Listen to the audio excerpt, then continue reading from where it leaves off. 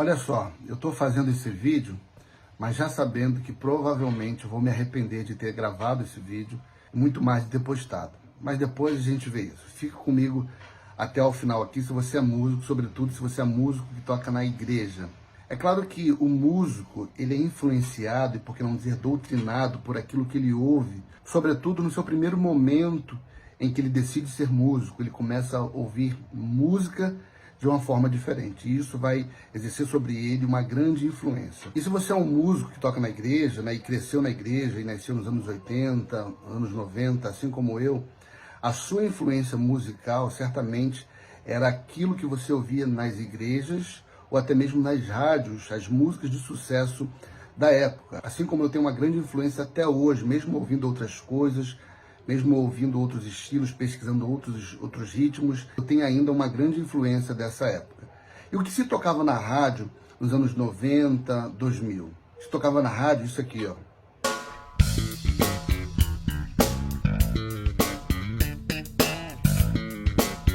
Ah, também tocava isso aqui.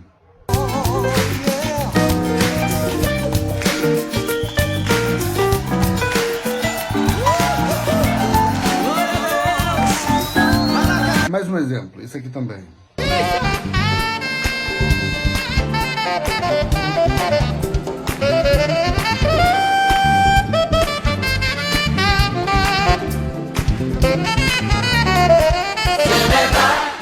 Pois é, isso aqui não é um disco instrumental. Isso aqui são discos de cantores da época, que faziam sucesso na época, e uns ainda fazem sucesso até hoje. Mas isso tocava nas rádios. Eu não estou falando de música lá do B, aquela música que ninguém ouvia, não. Essas músicas, todas essas aqui, fizeram parte das 10 mais pedidas das rádios naquela época. As músicas que eram hits, as músicas que eram tocadas nas igrejas domingo após domingo. E foi nesse ambiente que eu nasci, foi nesse ambiente que eu aprendi música. Bom, talvez alguns já saibam aonde eu quero chegar com essa história. Comparando com as músicas de hoje, gente, é muito difícil se acostumar.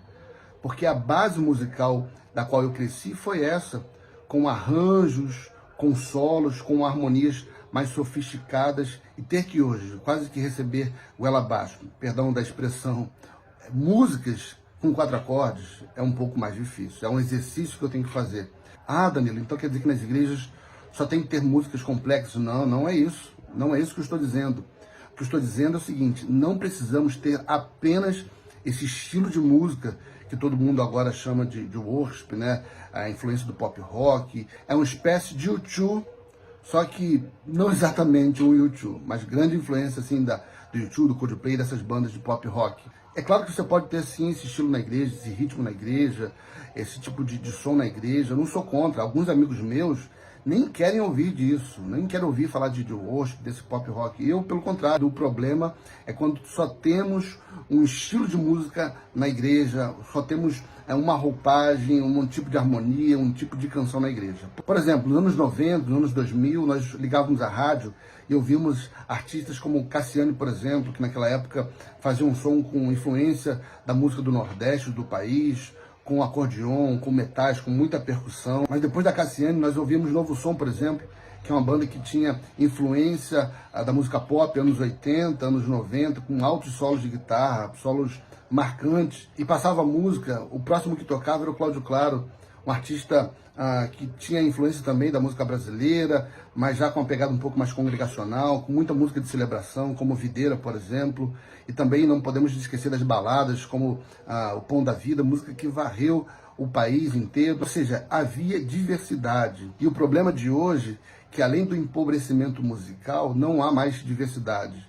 É só um estilo só, maçante. Então, gente, o que eu quero com esse vídeo é fazer a gente refletir sobre que tipo de música nós estamos levando para as nossas igrejas. Porque existe, gente, beleza na adoração. Eu lembro que para tocar no domingo eu tinha que ficar estudando uma semana inteira a música do Renascer Praise, por exemplo, para aprender as harmonias, para tentar tocar o mais próximo possível daquilo que eu estava ouvindo, aqueles arranjos belíssimos, já que tinha muita influência da música gospel americana. Hoje em dia, eu converso com muitos músicos que dizem ouvir o repertório que vão tocar na igreja a caminho da igreja.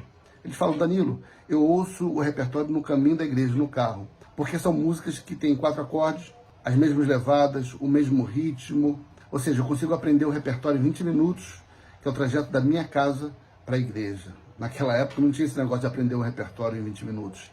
Tirar um solo que era famoso na rádio em 20 minutos, tirar uma harmonia complexa, como eu disse do René Ceprez, em 20 minutos. Não tinha essa.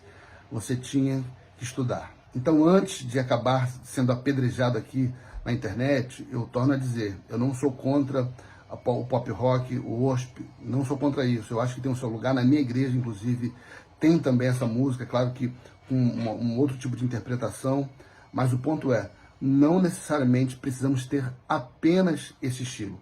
Podemos ter uma diversidade de músicas na igreja, porque a igreja é um conjunto de pessoas diferentes.